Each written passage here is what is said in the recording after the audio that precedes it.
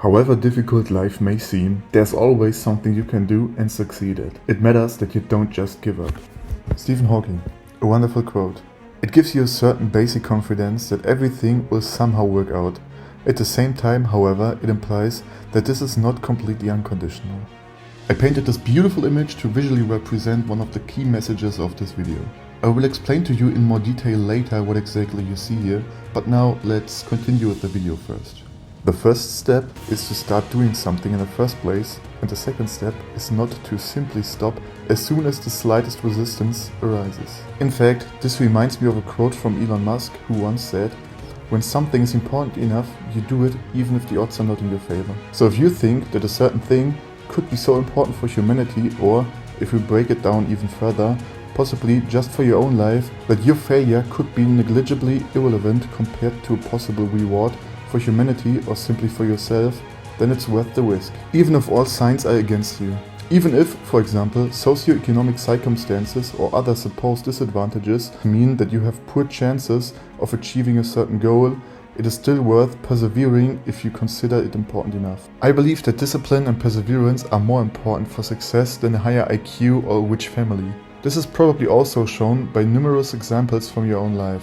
So stop feeling sorry for yourself, or even worse, underestimating yourself. And that brings me back to Stephen Hawking. It matters that you don't just give up. Without having understood it myself in the respective situations at first, I was able to prove it to myself in my own life. I'm currently in a situation that I could only have dreamed of a few years ago. I'm serious. It seemed infinitely unrealistic for me to be where I am today. I fought and kept at it, and without actively noticing the changes at the time they happened, it's all the nicer to look back and see how much has changed for the better through my own work. I didn't know anything about the law of attraction back then. I only knew that I was extremely dissatisfied with certain circumstances and that I was determined to achieve a certain goal. And without really noticing it on the way there, I look back today and realized that I achieved it. The law of attraction. I had never heard of it and only recently learned about it, and wondered whether it could really exist when I read about such cases in the book Think and Grow Rich by Napoleon Hill. After thinking about it for a while, I started to reflect on my own life and realized that I'm my own best example of this because of what I said earlier. I'm not saying that I achieved everything I want or that I live a perfect life, probably the opposite, but I realized that only I, myself, can influence this with my thoughts and actions. As the topic of this channel says, I am on a journey and would be delighted if you could accompany me on it and get actively involved. Back to the topic. As Elon said and Stephen Hawking suggested, if something is extremely important to you, start working on it now. What matters is not that all circumstances are right and that you meet all your supposed requirements, but that you get started.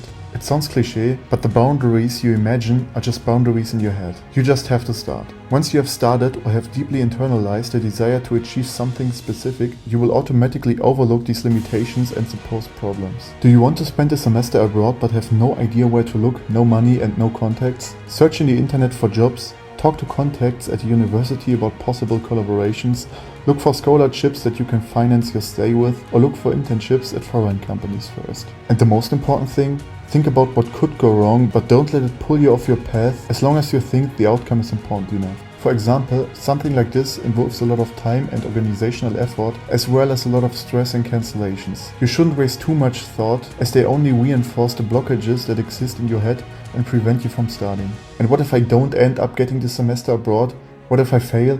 You won't fail.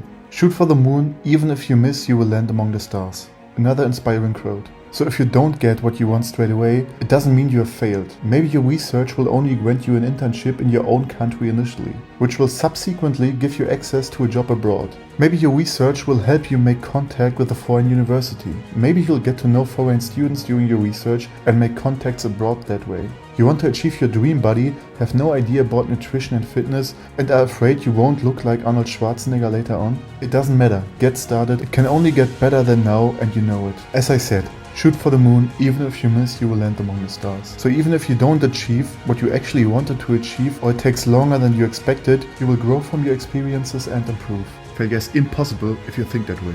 Just get started. But now let me come back to the picture I showed you at the beginning. The picture is intended to visualize an exemplary run-through of the process of not giving up. The y-axis shows the QOL, which stands for quality of life, and the x-axis shows the time.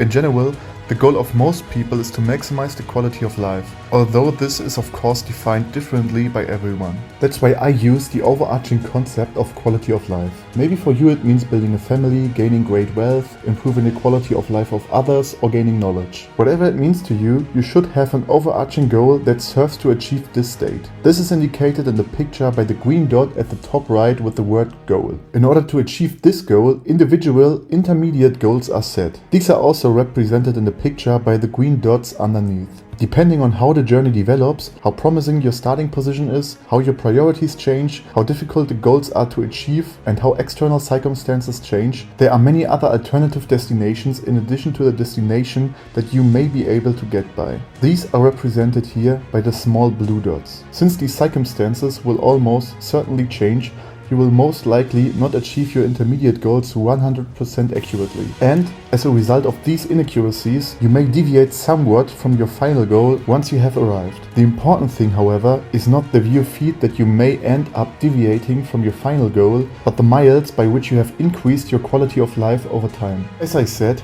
the most important thing is getting started. If you don't have a goal and don't start, you will never be able to improve your self-defined quality of life. However, if you start, there is the risk that you won't get exactly what you initially expected, but there's also the certainty that you will definitely increase your quality of life.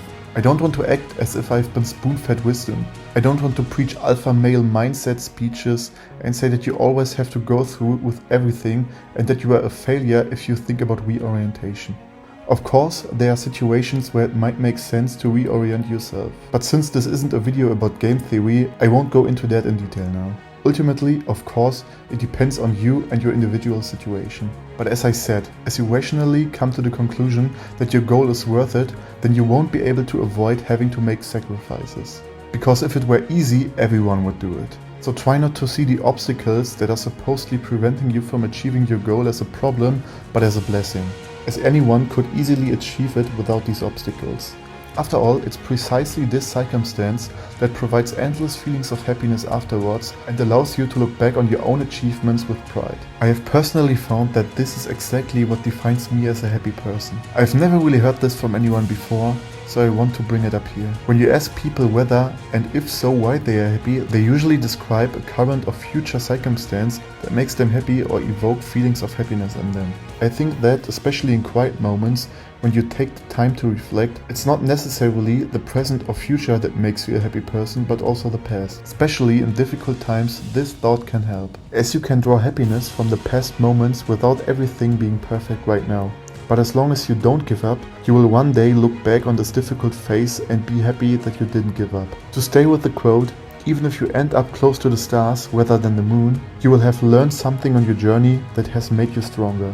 Of course, it is also important to analyze possible mistakes, for which a look into the past is also inevitable. I think the past is underestimated. It serves as a compass and reflects your future and present as a mirror. If you never look into this mirror, you will struggle to find out why you are currently happy or unhappy, and consequently find it difficult to maintain the positive state or change the negative state. I honestly don't know where I was going with these last words, but thank you for your attention. Before I say goodbye, I want to show you a few beautiful words on the screen. They seem simple and superficial, but they carry incredible weight when you think about it. Keep the dream alive. At first glance, they seem like a childish motivational slogan. Maybe that's the case. But do me a favor and let the words run through your head for a few minutes in absolute silence after this video. Keep the dream alive. It's like a call to myself not to lose the childish naivety of believing that I can create great things and change this world for the better. A call to myself not to give up, to live by the principle of wanting to do good. A call to myself to find ways to turn this thought into action. Reflecting on these simple words has made me realize what my naive and possibly far too unrealistic goal is. It also made me realize why I have this goal and that it is worth fighting for. Bye.